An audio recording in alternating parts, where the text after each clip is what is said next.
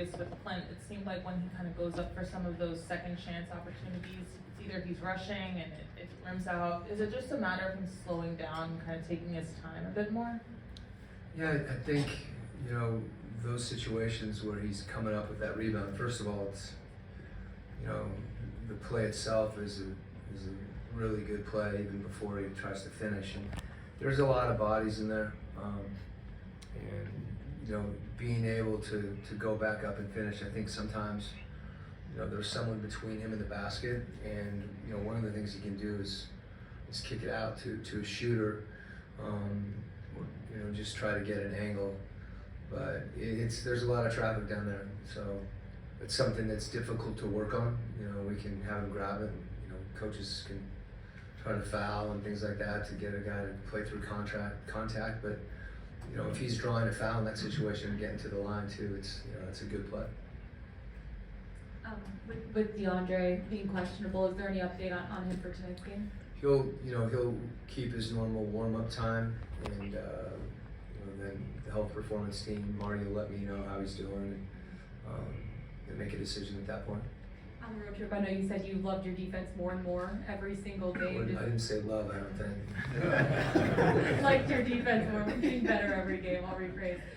But with guys like Tatum, Brown, what's the key to defending to sharpshooters like that tonight? Yeah, every team's different. I think one of the things about not back-to-backs, but when you play a team back-to-back games, you're able to see the things that they do, and there's a little more familiarity, and it usually favors the defense.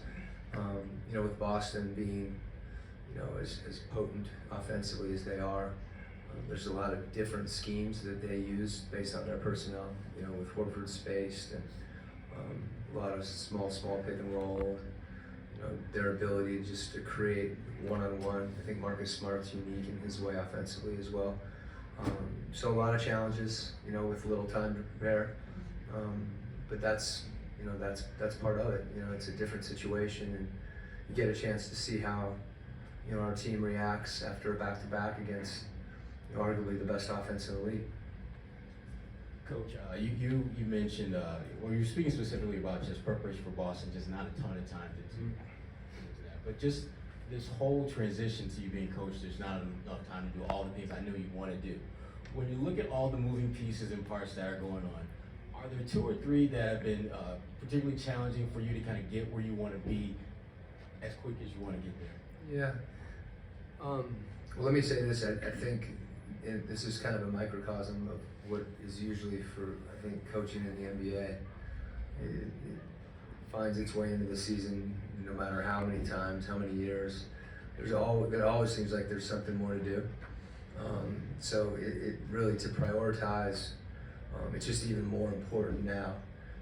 As far as, I think our spacing was something that was really a point of emphasis early. I think, to play the right way and to make the right pass, and to understand what those decisions are, you have to have options. And when you're not spaced, it sounds like such a simple thing, but it's dynamic. You can't just run down to certain spots and then run a play, because we're trying to play more out of concepts. And what ends up happening is if we can gain an advantage, the defense reacts, and then we have to respace. So it's a kind of a constant, but that would be one thing. And I think, we've talked a lot about trying to protect the paint. That's something. We gave up a lot of points in the paint last night, which Longo reminded me.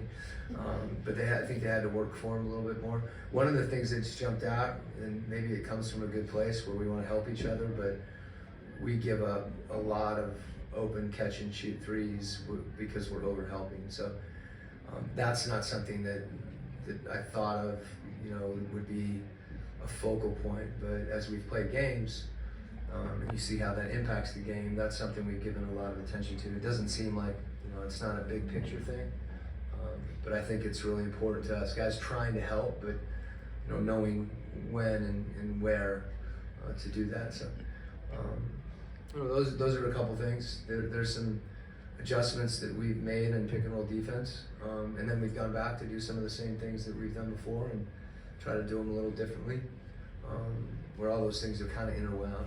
You know, it's just a process, as you said too. Different teams, different games, you know, will show you different things, you know, that you want to work on. And then again, as you said, that's probably the overarching theme is you got to prioritize and figure out what you have time to do. And just one really quick follow-up. You mentioned just the overhelp on defense. Playing a team like Boston where you've got Tatum, you got Brown, but they've got a lot of other guys who are having some of their best seasons ever. Talk about the challenge of addressing that one issue that you feel you guys need to be better at, but knowing you're playing a team that they kind of feed off of that type of. Yeah, well, I think it starts in transition. You know, that's been an emphasis for us. You know, you don't have a man in transition. There's kind of a sequence that you have to be conscious of. You know, to limit a team's kind of early thrust. You know, they catch and shoot threes usually are, you know, I mentioned transition, they're usually generated when people are beat. So trying to contain the ball is a big thing. It's one of the things we've talked to our guards about. It's a little counterintuitive, but sometimes being more aggressive, maybe that's not the right word, but having more of a presence on the ball, where someone's not just attacking you in space, but that's hard to do. You know, it's hard to keep Jaylen Brown in front of you. And then, you know, you gotta help, but you wanna control how you help so that you can actually have rotation. So if you can keep the ball out of the paint, however that, whether it's pick and roll or screening actions or just direct drives in isolation, you have a chance to, you know, to not have those shots be as open, you know, and be able to contest them and hopefully lower the percentages. Going back to what you were saying about playing more out of concepts, it seems like there's a trend around the league of coaches kind of like lightening the playbook to be more, you know, read-based out of like a general kind of setup. Like where Carlisle talks a lot about not even really having set plays. Missoula only has a few plays and you kind of read out of it. So do you think that is more challenging to run as an offense, or is it actually easier? Well, I remember George Karl talking about it years ago, and he at one point didn't put a play in because they wanted to run. I mean, that's a different concept, you know, but whatever the particular action is, it puts even more emphasis, as I said, on spacing. You know, I think it requires the same level of discipline, but you don't know what those reads are going to be over the course of an action. I think some of it has to do with players in the league, you know, are so skilled that it's almost, you know, if someone is capable of creating without a play, you know, those plays sometimes are there to generate shot opportunities. But if you can get that without running a play, sometimes the other becomes more about, you know, I guess I'm saying that it makes sense, right? That you don't need something if the players are they're that good. And I think shooting is that good. The skill level across different positions, I think, is part of it. Particularly if you have shooting at every position, shooting fives, that really changes how you can play because you're able to space the defense so much more. Where your bigs were just used as screeners, it required, I think, more structure. I don't know if that made any sense, but I think it's true what you're saying. We've been trying to do that for a long time, but I think, I think as your personnel changes, there's different ways you have to do that. So, you know, concepts look different for each team as well. Is a big part of it that there's just more fluidity in positions, so having like one guy at one position is supposed to be doing this and it actually doesn't make as much sense, it kind of changes per play. If those skill sets are similar, you know, that's kind of what I was saying about a big. If you have a five that's not gonna shoot threes, they're probably not gonna guard him as much out on the floor, so then it's a question of how do you use him, and oftentimes those options are just much more limited when skill sets are more limited, you know, but those guys contribute a lot of other ways too. Quin, the second unit has been Maybe. consistently good for you on both ends of the floor.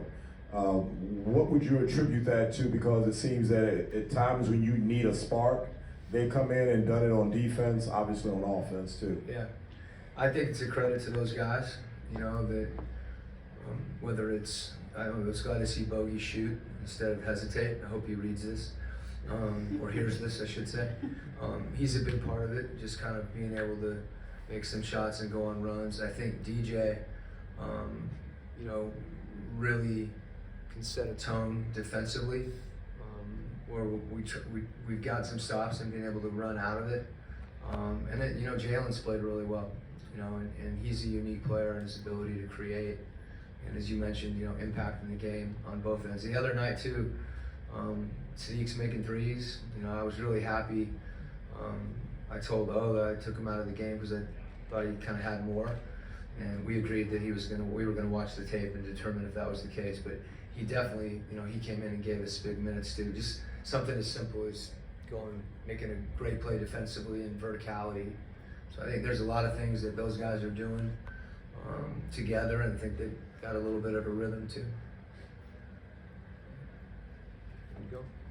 Okay. Thank Got you. anything? No,